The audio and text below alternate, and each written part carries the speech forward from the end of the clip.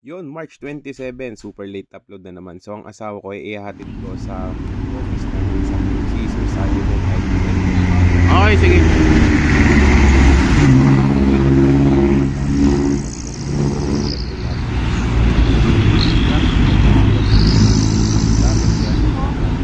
Kung magmotor na lang. So, ito nakakotse na ako ngayon kasi may pupuntahan na naman ako. So, nakikita niyo yan, no? O, excited na ako. Kasi, syempre, para to sa ating sasakyan. So, minsan talaga may mga bagay na nagpapakilig sa akin.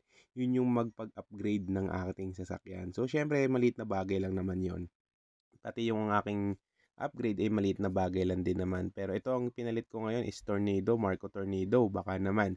So itong Bosch Europa ko kasi ginamit ko na to since 10 years ago. So ato okay pa naman siya. Ang problema lang talaga gusto ko na magpalit kasi alam mo yon, change horn, change lifestyle, ayan. Para tahimik na lang tayo. So, dito ako ngayon sa may Stage 1 Pasig City. Buti lang naka-accommodate nila ako dito kasi hanggang 5 lang sila. Dumating ako 4:30 na.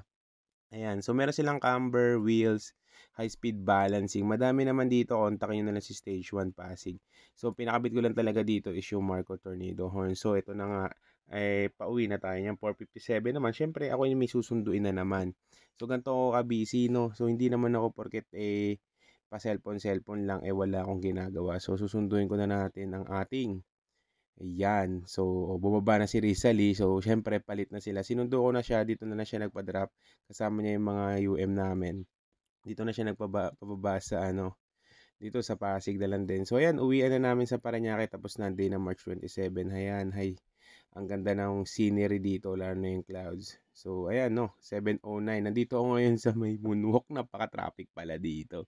Dito ako naman, backdoor, iniisip ko baka traffic sa S-Lake. So, dito pala na lahat sa may backdoor ng moonwalk kasi may ginagawa doon. Fast track tayo the next morning. Ito na, tinatawag natin Marco Tornado, one horn. So, mabilisan lang to, no? Wala na yung Europa natin kasi dalawa yan. Isa dito, isa dito, isa dito, isa dito. Wala na doon. Vacant na yun.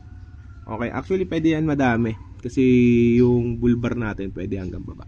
So, testing natin tong Marco Tornado from stage 1. 2, 1, go!